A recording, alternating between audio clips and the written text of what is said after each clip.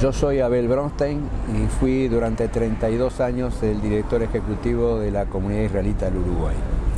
Mi nombre es Nurit Kapliski y soy la actual directora ejecutiva de la Keilah, la comunidad israelita del Uruguay, sucediendo a el señor Abel Bronstein. Sí. De igual, me he ocupado de eso, de dirigir una institución que cuando yo llegué no era la que soy y tenía más, es una organización, la comunidad es una organización que es como una especie de institución madre sobre la cual rotan el resto de las instituciones y nació justamente por la idea de tener un cementerio judío.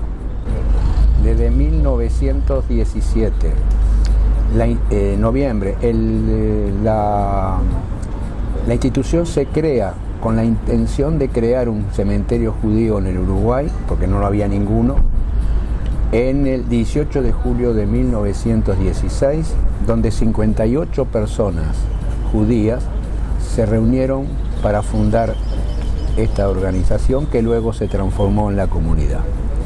¿Por qué en Canelones y por qué en La Paz? Estamos en 1916, estamos en plena época de la primera presidencia de don José Valle y Ordóñez, que fue un político absolutamente creador de la cultura política del Uruguay y un adelantado en muchos sentidos, y que una de las cosas que él impuso y colocó a partir de 1917 fue la laicidad. Para los judíos es un plus muy importante el tema de la laicidad. En este país nosotros, los judíos que venían en las inmigraciones de países, de lugares donde el judío era un ciudadano de segunda, tercera clase, que no tenía los mismos derechos que todos, no tenía la posibilidad de llegar a un lugar donde nadie le preguntara si era judío, si era musulmán, si era nada. Como tampoco te preguntan si sos o no sos, de qué hincha, de qué cuadro sos o qué partido político tenés. Todo el mundo tiene derecho a la diversidad y a ser un igual en todos. Y eso es un factor muy importante para el desarrollo de la comunidad judía en el Uruguay, los judíos en el Uruguay. Cuando empiezan las gestiones en 1916, se encontraron con el obstáculo que el gobierno, presidido por el José Valle y Ordóñez, no estaba dispuesto a permitir un cementerio privado fundado en razones religiosas, cuando estaba luchando para desarrollar y poner en práctica la laicidad. Eso provocó que tuvieran que buscar otras posibilidades. Lo primero que hicieron fue contratar a un abogado que se llamaba Domingo Arena, que casualmente era la mano derecha, el hombre de confianza de don José Valle y Ordóñez, compartiendo con él todo el proceso político que estaba pasando. Yo pude ver a través las actas primeras de la comunidad, de esta organización, de que había un secretario de apellido Blugerman. En un momento desapareció y no hay ningún vestigio de él, ni familia, ni nada, no pude recabar nada de eso, que en su firma tenía algunos elementos propios de la masonería. Y ese señor fue el que, junto con el doctor Domingo Arena, que también era masón, fueron haciendo todas las búsquedas para conseguir un cementerio judío. Obviamente que en Montevideo no hubo posibilidades, pero sí las hubo en el departamento Canelones y específicamente en La Paz, que La Paz es una ciudad que está pegada a Montevideo. Se llega allí... ¿Por qué Montevideo, no? Porque no lo permitía. Si estaba, Montevideo era el lugar el núcleo central de todas las discusiones que había habido en la separación de la Iglesia con el Estado. No fue tan fácil. La Iglesia pertenecía al Estado y el Estado le construía todos los edificios, les mantenía y todo lo demás, y a partir de ese momento pasó a ser otra cosa. Y como compensación, al día de hoy todavía seguimos teniendo, todas las instituciones religiosas están exentos de pago de impuestos, tanto impuestos municipales como impuestos, no tienen que pagar, por ejemplo, los aportes patronales para las jubilaciones y nada por el estilo, y decir que eso era un cambio, como un aporte, una ayuda a las organizaciones religiosas. Por aquel momento la gran favorecida de todo era la Iglesia Católica, y sigue siendo el día de hoy. Pero lo que no se podía, en ese momento Valle de alguna manera transó que podía ser, pero además políticamente, dentro del partido que él pertenecía, el Partido Colorado, quien dio la habilitación era don Tomás Berreta, que además era también masón de las más altas dignidades dentro de la masonería. Y era el caudillo del departamento de Canelones.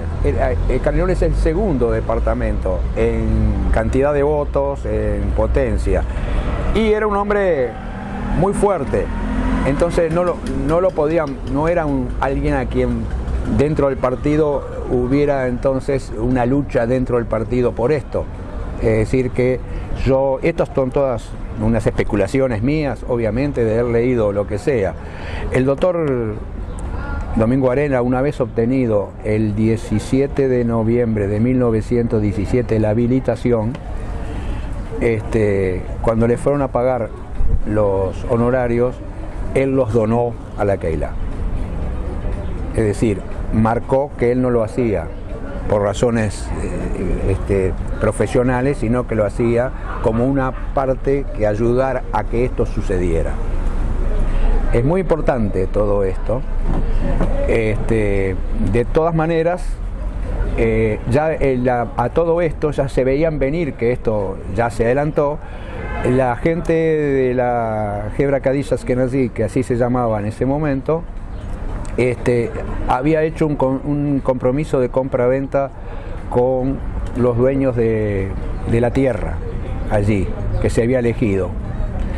Y el pago eran 1.000 pesos oro de la época, que era mucho dinero, que habían juntado ese dinero, pero el contrato de compra-venta era condicionado a que se diera la habilitación. Cuando se dio la habilitación, al otro día se pagaron los 1.000 pesos y ya se hizo la escritura. Lamentablemente, ya a esa altura, al 27, falleció una niña de 13 años, de meningitis, de una misma familia donde habían perdido a su otro hijo de 13 años, varón, en 1907 en el naufragio del Columbus, que era el vapor de la Parrera entre Buenos Aires y Montevideo. Y eso hizo de que sea enterrado en el cementerio británico. Los judíos en general se enterraban en el cementerio británico y había razones por las cuales se enterraban allí. De todas maneras, ya se había hecho, a partir de la habilitación, se habían hecho los trámites para hacer la exhumación y coincidieron, estaban autorizados y se enterraron fueron los dos primeros. Era en un baldío, no había ninguna construcción, no había ningún trabajo de tierra, nada de nada. Ahí se enterró. ¿Y por qué se enterraron dos juntos? ¿Por qué el apuro de sacar al otro? porque de acuerdo a la tradición judía, cuando no es el primero que se entierra en un cementerio, siempre tiene que haber un judío. Tendría que haber una guardia permanente de judíos hasta que hubiese el segundo. Por eso se enterraron los dos juntos en ese lugar. Tenían que ver, el cementerio es un factor, la muerte para los judíos es un factor muy, muy importante. También por todo el ritual, que luego, si querés, lo vamos a hablar. Dentro del ritual está de que el entierro es a perpetuidad. Una vez que se entierra no se puede tocar, salvo que se lleve a Israel. O hay también una posibilidad cuando vos enterrás a alguien en forma transitoria, porque no tenés otra alternativa y querés, aun cuando sea un cementerio judío. Si es transitorio, circunstancial, luego se puede sacar. Ese hecho de la perpetuidad tiene un valor muy importante para marcar las raíces de cada uno. Y por lo tanto para los judíos sigue siendo muy importante enterrarse en un cementerio judío. De todas formas, también está basado en que en virtud de esa circunstancia de que tiene que ser enterrado a perpetuidad, lo más cercano era el cementerio británico, porque el cementerio británico se maneja con el derecho anglosajón, y los anglosajones se entierran, no es una venta ni esa perpetuidad, sino que es una locación, un alquiler por 99 años. Los judíos que se enterraban allí era con la idea de poder sacarlos, que estar enterrados en tierra y poder sacarlos y llevarlos a un cementerio judío, que era la posibilidad. ¿Cómo se avanza? Estamos en 1916, en medio de la Primera Guerra Mundial, que estaban enfrentados Francia, Inglaterra y Estados Unidos con Alemania. Y allí los judíos eran enterrados como alemanes, dentro de un sector como para alemanes Entonces empezaron a haber algunas presiones directas o indirectas por parte del cementerio británico, que eso había que sacarlo.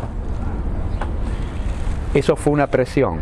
Y la otra presión tiene que ver con los vínculos que tenían muchos de los fundadores originales, que tenían familias y especialmente sus mayores en Buenos Aires, y que los mayores no venían a vivir acá con sus hijos y sus nietos porque no había un cementerio judío. Entonces ese sector de la población también empezó. Había en Buenos Aires porque aquellos vinieron de los países de Europa Oriental, Rusia, Polonia,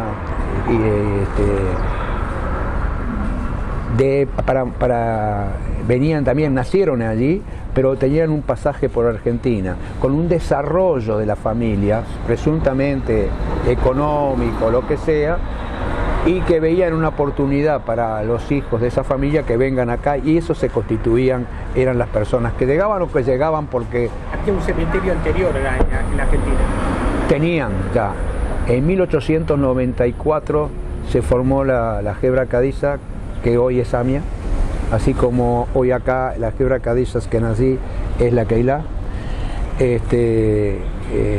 Ellos empezaron también con la necesidad de tener un cementerio judío y lo obtuvieron. En Argentina era posible, no había ningún problema, ningún obstáculo, y fueron desarrollándose y se transformaron en AMIA en 1946, y la Keilah se transforma formalmente en Keilah en 1932.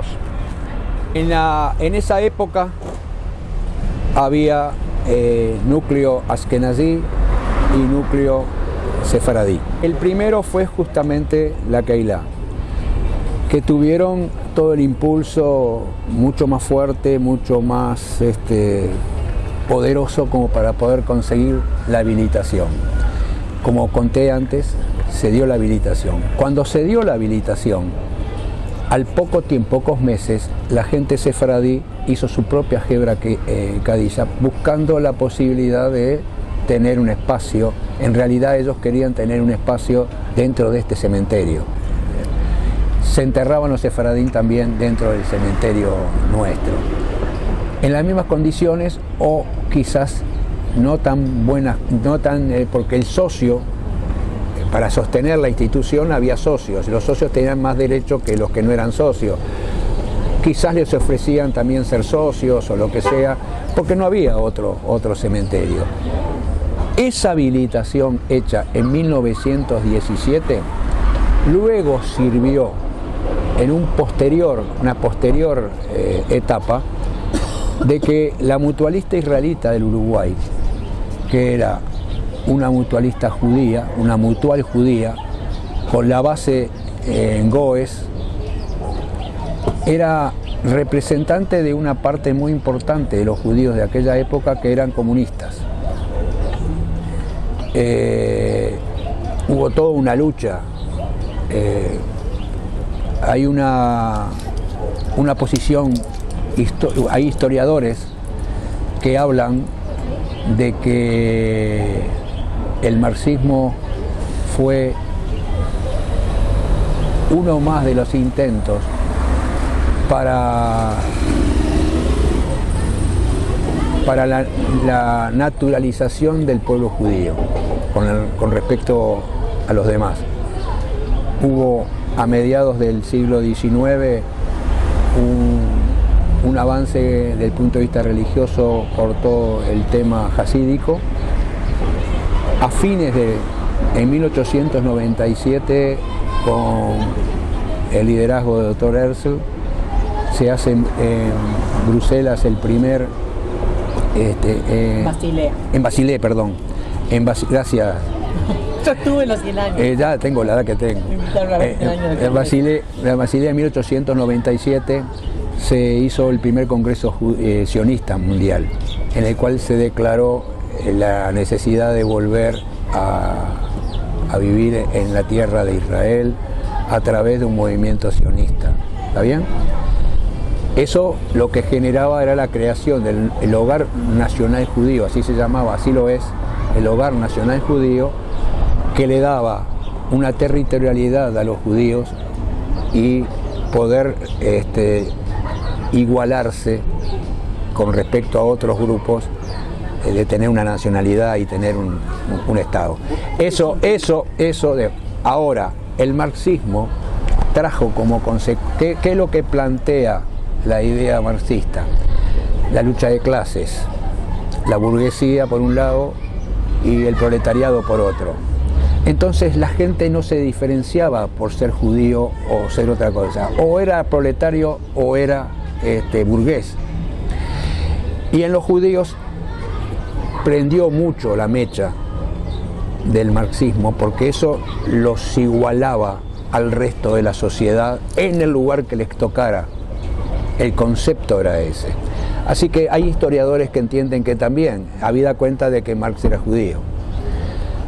Más allá o más o menos de lo que pueda ser o hecho, acá existía, y no te olvides de que acá empezaron a llegar luego la Primera Guerra Mundial, cuando ya era la nueva revolución soviética, con Lenin a la cabeza, con muchos judíos estando allí. Mi pariente León Davidovich Bronstein Trotsky, no es pariente, que luego fue eliminado, o lo que fuera, en las luchas internas. Acá se vinieron con esa era la nueva ideología, lo nuevo, y vinieron muchos con ese concepto, que demoró muchos años de proceso. Fueron muy fuertes al principio y fueron perdiendo espacio. El primer gran golpe fue el año 1939, el tratado Molotov-Ribbentrop, por el cual la Unión Soviética pactó sabiendo que eso, en ese año, en el 39, ya los judíos estaban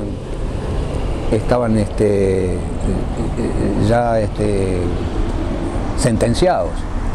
Entonces mucha gente que teníamos nuestras familias allá, por supuesto, ya no. Y luego tuvo otra pérdida grande a principios de los 50, en el 51, cuando hubo una purga de intelectuales y médicos judíos por parte de Stalin. Eso también apartó gente, pero además eso también tiene otro factor que no es político, sino que es estrictamente sociológico. Los que eran proletarios ya no eran más proletarios, muchos de ellos. Van creciendo. En Uruguay, como en otros países del mundo, el crecimiento social de los judíos es mucho más vertiginoso que otros. Tiene sus motivos, tiene sus razones. ¿Hay tumbas con el signo comunista? Hay en el cementerio, porque esa parte era de la mutualista. Compró toda la parte de atrás de lo que era el original nuestro, de la Keilah. Pero ya habiendo empezado a bajar la cantidad de gente que estaba detrás del tema de la mutualista, le vendieron una parte de ese terreno a la nueva congregación israelita, la NSI, que era la comunidad formada por los alemanes. Hoy es una congregación en la cual no todos son de ascendencia alemana, y que tienen su cementerio allí detrás nuestro, una mutualista detrás nuestro, y más en una última etapa se formó en el año 1960-61 la comunidad húngara, que se enterraban en nuestro cementerio. Decidieron tener un cementerio propio. Hay un conflicto bastante grande que se zanjó. Tenemos húngaros, alemanes, mutualistas, comunistas y los sefaradíes. Y los sefaradíes, 10 o 11 años después de que se formó esto, compraron en la esquina, que nosotros estamos pegados al cementerio municipal, pasa el cementerio municipal e inmediatamente pegado del otro lado con el cementerio municipal está el cementerio sefaradí, que ya está lleno, ya no lo usan.